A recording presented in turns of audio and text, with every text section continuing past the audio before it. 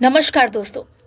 पश्चिम बंगाल में बीजेपी नेता और नेता प्रतिपक्ष शुवेंदु अधिकारी के पीए चंद्रनाथ रथ की हत्या ने सियासी तूफान खड़ा कर दिया है।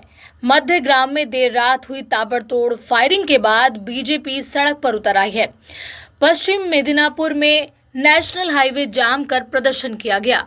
अब इस हाई प्रोफाइल मर्डर केस की जांच सीआईडी को सौंप दी गई है। पोस्टमार्टम के लिए 3 डॉक्टरों का पैनल बनाया गया है। वहीं सीसीटीवी फुटेज, संदिग्ध कार और बाइक की जांच के बीच चंद्रनाथ रथ के करीबी दोस्त कासिम अली का बयान पूरे मामले को और भावुक और सियासी बना रहा है।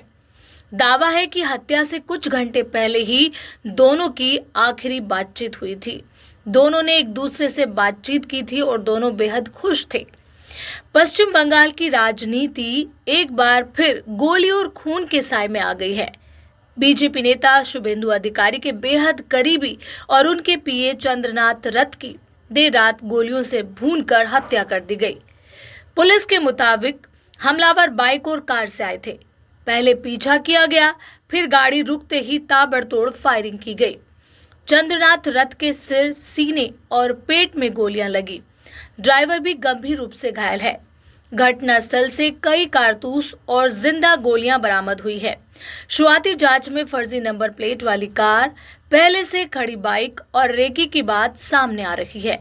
यानी कि एक सुनियोजित तरीके से इस हत्याकांड को अंजाम दिया गया है।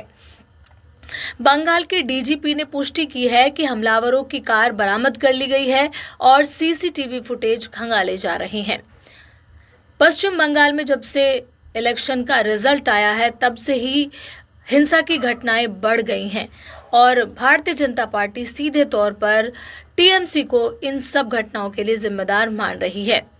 इस हत्याकांड के बाद बीजेपी ने सीधा हमला मुख्यमंत्री ममता बनर्जी और अभिषेक बनर्जी पर बोला है। बीजेपी नेता अर्जुन सिंह ने इसे पॉइंट ब्लैक मर्डर बताते हुए बंगाल में आतंक का माहौल बनाने की साजिश कहा। वहीं टीएमसी ने हत्या की निंदा करते हुए दोषियों पर सख्त कार्रवाई और सीबीआई जांच की मांग की।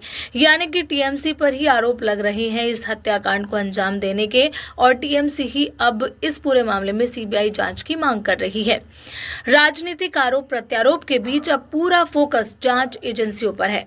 लेकिन इस पूरी कहानी में सबसे ज्यादा चर्चा उस आखिरी फोन कॉल की हो रही है जो चंद्रनाथ रथ ने अपने करीबी दोस्त कासिम अली को की थी। कासिम अली के मुताबिक शाम करीब 6 बजे चंद्रनाथ ने उन्हें फोन कर कहा था, निजाम पैलेस आ जाओ, चाय पियेंगे, बीजेपी की जीत का जश्न मनाएंगे।